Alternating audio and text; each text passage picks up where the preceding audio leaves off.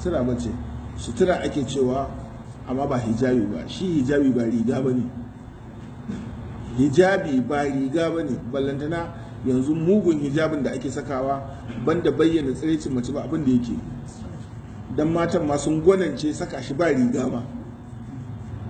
Mace ta fahimci za ta iya saka wannan ba riga ya nuna ta gabaki ɗayanta, tana tafiya iska tana leƙe da shi a jikinta, gabaki ɗaya jikinta yana bayyana. Abinda ake cewa hijabi a shari'a, kada mace da namiji su haɗu a wuri ɗaya, shine hijabi. Amma da zaran mace da namiji suna wuri ɗaya, ko rigar karfe ta saka ba hijabi. In dai za a haɗa namiji da mace a wuri ɗaya, to ko rigar karfe ce a jikinta ba a yi hijabi ba. Waccan riga sutura sunanta, sutura sunanta, ko kuma za ka ambace da lafazin shari'a ka ce jilbab, kamar yadda alkur'ani ya ambace su, jalabi bihinna, to shine jilbab, sutura kawai. Amma hijabi shine wato fas'aluhunna min wara'i hijab. Inda za ka yi magana da mace gata to ba hijabi, zancen ta saka wani abu, wannan shari'a ba ta yadda ba. Shari'a ta hana keɓanta da mace ga kowane mutum, kowaye ba a yadda ya halwa da mace ba.